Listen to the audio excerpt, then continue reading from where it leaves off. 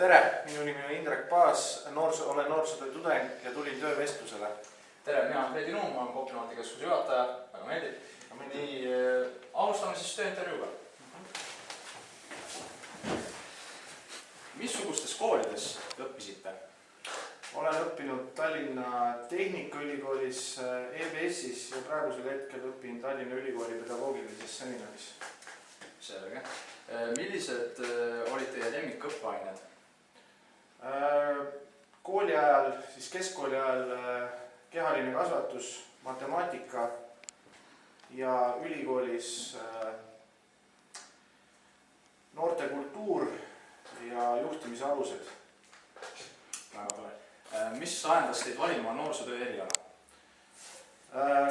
Kuna Tallinna Ülikooli pedagoogilise seminari õppekava oli väga mitmekesine, seal oli palju erinevaid aineid ja see tekitas huvi. Milliseid enesetäiendusi te peate oluliseks oma tulevases töövaldkonnas?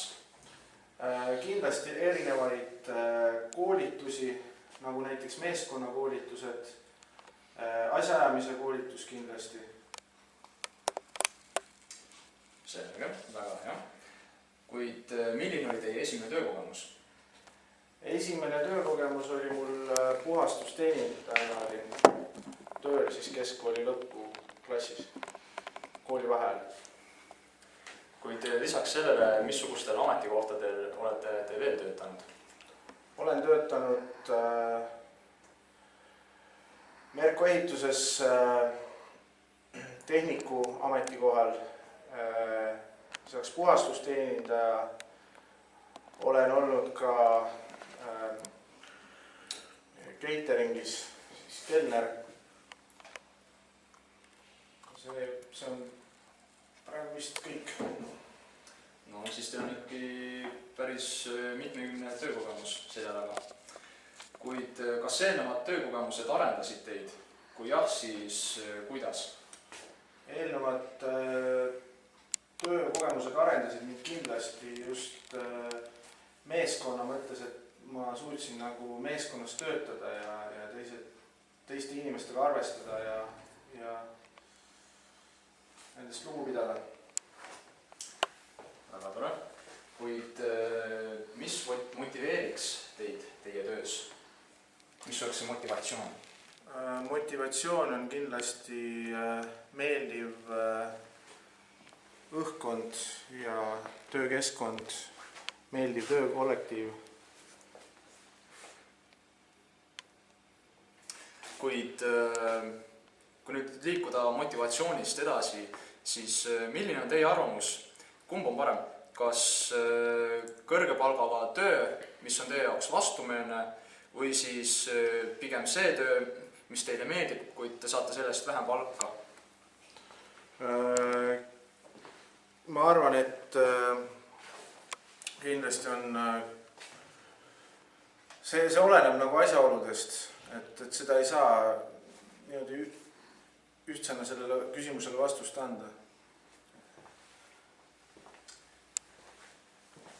Kuid milline on teie arvamus heast juhist, et millised on hea juhi omadused?